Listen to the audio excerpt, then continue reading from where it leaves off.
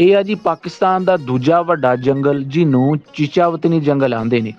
ਇਹ ਜੰਗਲ ਸੂਬਾ ਪੰਜਾਬ ਦੇ ਜ਼ਿਲ੍ਹਾ ਸਾਹੀਵਾਲ ਦੇ ਏਰੀਏ 'ਚ ਮੌਜੂਦ ਆ। ਇਸ ਜੰਗਲ ਨੂੰ ਅੰਗਰੇਜ਼ ਸਰਕਾਰ ਨੇ 1924 ਦੇ ਵਿੱਚ ਲਾਉਣਾ ਸ਼ੁਰੂ ਕੀਤਾ। ਜੰਗਲ ਦਾ ਕੁਝ ਹਿੱਸਾ 1924 ਤੋਂ ਪਹਿਲਾਂ ਵੀ ਮੌਜੂਦ ਸੀ। ਅੰਗਰੇਜ਼ਾਂ ਦੇ ਖਿਲਾਫ ਹੋਣ ਵਾਲੀ 1857 ਦੀ ਜੰਗ ਆਜ਼ਾਦੀ ਵੇਲੇ ਇੱਥੋਂ ਦੇ ਮਕਾਮੀ ਲੋਕਾਂ ਨੇ ਇਸ ਜੰਗਲ ਨੂੰ ਅੰਗਰੇਜ਼ਾਂ ਦੇ ਖਿਲਾਫ ਗੁਰੀਲਾ ਜੰਗ ਲੜਨ ਲਈ ਇਸਤੇਮਾਲ ਕੀਤਾ। ਇਸ ਜੰਗਲ ਨੂੰ ਅੰਗਰੇਜ਼ਾਂ ਨੇ ਜੰਗੀ ਕੈਦੀਆਂ ਕੋਲੋਂ ਲਵਾਇਆ ਸੀ ਤੇ ਉਹਨਾਂ ਜੰਗੀ ਕੈਦੀਆਂ ਦਾ ਤਾਲੁਕ ਦੁਨੀਆ ਦੇ ਮੁਖਤਲਿਫ ਮੁਲਕਾਂ 'ਚੋਂ ਸੀ।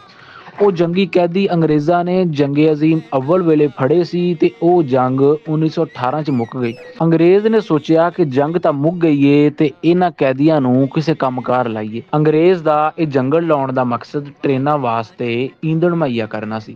ਤੁਹਾਨੂੰ ਪਤਾ ਹੀ ਏ ਕਿ ਪੁਰਾਣੇ ਵੇਲਿਆਂ ਦੇ ਵਿੱਚ ਟ੍ਰੇਨਾਂ ਭਾਪ ਨਾਲ ਚੱਲਦੀਆਂ ਹੁੰਦੀਆਂ ਸੀ।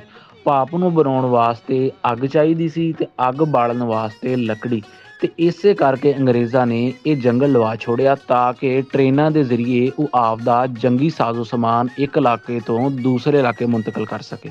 ਤੇ ਹੁਣ ਇਸ ਵੇਲੇ ਇਹ ਜੰਗਲ 4 ਕਿਲੋਮੀਟਰ ਚੌੜਾ, 30 ਕਿਲੋਮੀਟਰ ਲੰਮਾ, ਜਿਹੜਾ 11,000 ਕਿੱਲਿਆਂ ਵਿੱਚ ਮੌਜੂਦ ਹੈ। ਇਹ ਜੰਗਲ ਇੰਨਾ ਵੱਡਾ ਹੈ ਕਿ ਇਹ ਜੰਗਲ ਦਾਦ ਫਤਿਆਣੇ ਤੋਂ ਸ਼ੁਰੂ ਹੋ ਕੇ ਕੱਸੋਵਾਲ ਕੋਲੋਂ ਮੁੱਕਦਾ ਹੈ। ਇਸ ਜੰਗਲ ਦੇ ਵਿੱਚ ਤੁਹਾਨੂੰ ਸਫੈਦਾ, ਕਿੱਕਰ, ਤੂਤ, ਬਕੈਣ, ਬੇਰੀ ਤੇ ਅੰਬ ਦੇ ਦਰਖਤ ਮਿਲਣਗੇ। ਇਸ ਜੰਗਲ ਦੇ ਵਿੱਚ ਅੰਗਰੇਜ਼ਾਂ ਦੇ ਦੌਰ ਦਾ ਬਣਾਇਆ ਹੋਇਆ ਬੜਾ ਹੀ ਸੋਹਣਾ ਰੈਸਟ ਹਾਊਸ ਮੌਜੂਦ ਆ ਤੇ ਇਸ ਜੰਗਲ ਦੀ ਵੀਡੀਓ ਬਣਾਉਣ ਦਾ ਸੱਦਾ ਸਾਨੂੰ ਮਹਿਕਮਾ ਜੰਗਲਾਤ ਦੇ ਬੜੇ ਹੀ ਕਾਬਲ ਅਫਸਰ ਚੌਧਰੀ ਹਫੀਜ਼ ਨੇ ਦਿੱਤਾ। ਇਸ ਜੰਗਲ ਦੀ ਮਾੜੀ ਗੱਲ ਇਹ ਕਿ ਇੱਥੇ ਤੁਹਾਨੂੰ ਮਕਾਮੀ ਦਰਖਤ ਬਹੁਤ ਹੀ ਘੱਟ ਤੇ ਸਫੈਦੇ ਵਰਗੇ ਗੈਰ ਮਕਾਮੀ ਦਰਖਤ ਬਹੁਤ ਹੀ ਜ਼ਿਆਦਾ ਨਜ਼ਰ ਆਉਣਗੇ। ਤੇ ਤੁਹਾਨੂੰ ਪਤਾ ਹੀ ਹੈ ਕਿ ਸਫੈਦੇ ਵਰਗੇ ਦਰਖਤ ਜ਼ਮੀਨ ਵਾਸਤੇ ਬੜੇ ਹੀ ਨੁਕਸਾਨਦੇਹ ਨੇ। ਚੀਚਾਵਤਨੀ ਦੀ ਇੱਕ ਵੀਡੀਓ ਬਣਾਉਣ ਵਾਸਤੇ ਸਾਨੂੰ ਬੜੀ ਮਿਹਨਤ ਲੱਗਦੀ ਹੈ ਤੇ ਫੇਰ ਵੀ ਅਗਰ ਤੁਸੀਂ ਫਾਲੋ ਨਾ ਕਰੋ ਤੇ ਗੱਲ ਆ ਮਾੜੀ। ਜਮਾਂ ਦੇ ਨਿਸ਼ਾਨ ਨੂੰ ਨੱਪ ਕੇ ਸਾਨੂੰ ਫਾਲੋ ਲਾਜ਼ਮੀ ਕਰ ਲਓ।